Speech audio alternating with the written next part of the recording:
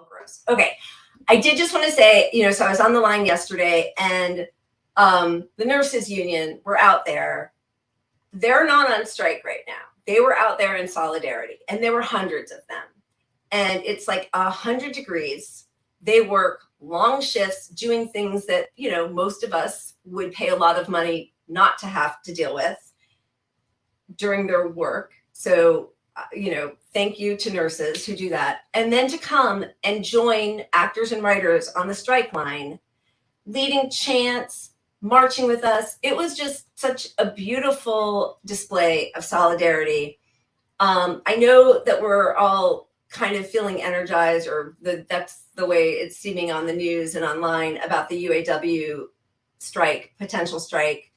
And Sean Fain, who is giving good face to being a militant union leader.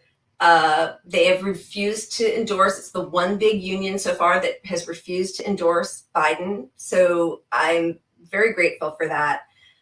His demands are pretty big, and certainly people are talking about them. These are some of the demands. It is a 46% pay boost, cutting the work week to 32 hours, but maintaining that raise in pay.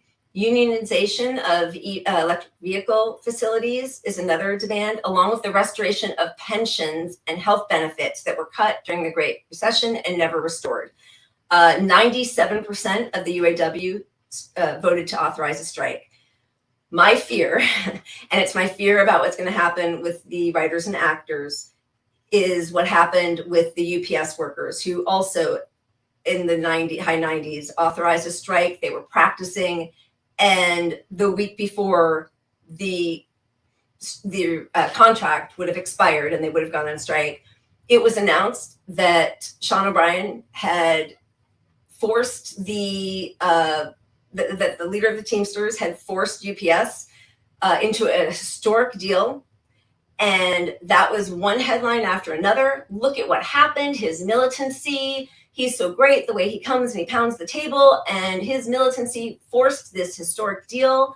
And nobody on corporate media news was talking to any of the rank and file workers about what they felt about it. And instead, there was this enormous pressure to sign off on the deal, vote yes. I think they have finished, because I think it was the 2nd to the 22nd was their voting.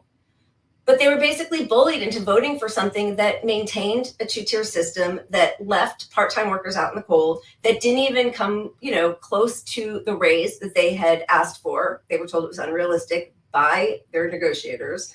So, but all we hear is the historic, headline. And I'm very concerned that the same thing is going to happen with writers and actors, and possibly with UAW. And I think that the only way to combat that is to have a lot of mass solidarity amongst all the unions, rank and file members, and start committees where we demand some transparency. We know how they're negotiating. We see that the books are open, and that we aren't told what is realistic and what isn't.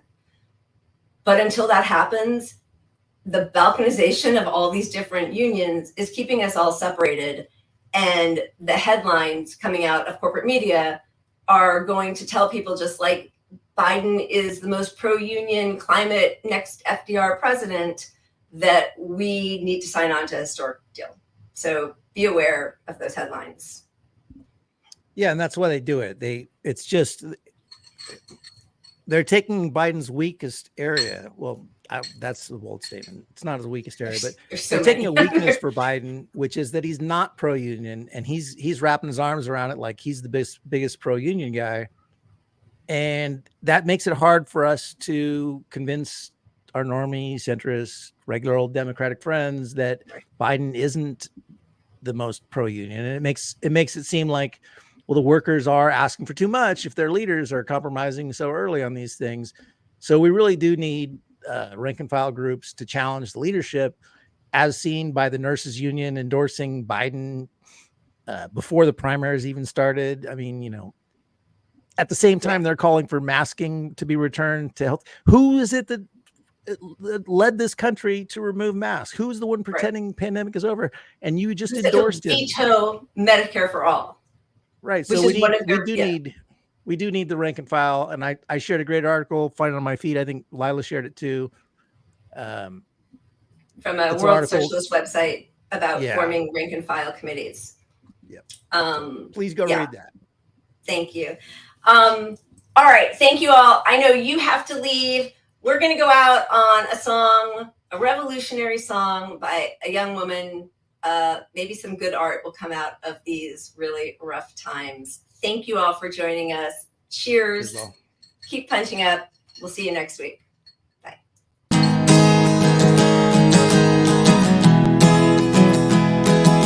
My sister can't afford a house and she thinks it's her fault.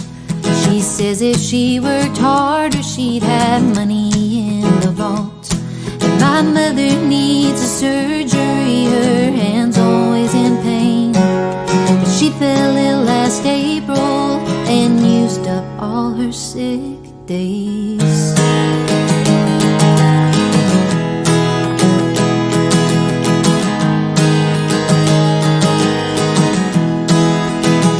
They say the homeless need to disappear, extract them like a tumor, a stain on our society. They're all broken consumers. Don't try to put the blame on us, they ruin their own lives. It's not our fault that they got hooked on drugs that we prescribed. Stars for the silver spoons, stripes for the poor, stars for the nightly news, stripes if you oppose the war, stars if you steal the land, stripes if you take a stand, stars if you march in time, stripes if you don't fall in line.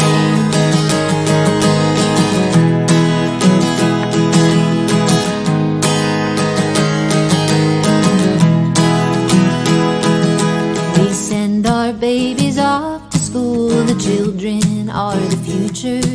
Then teach them how to hide beneath their desks for active shooters. Oh, we could make a difference if we weren't so fucking tired. But who's got time to fight when we're just trying to survive? Stop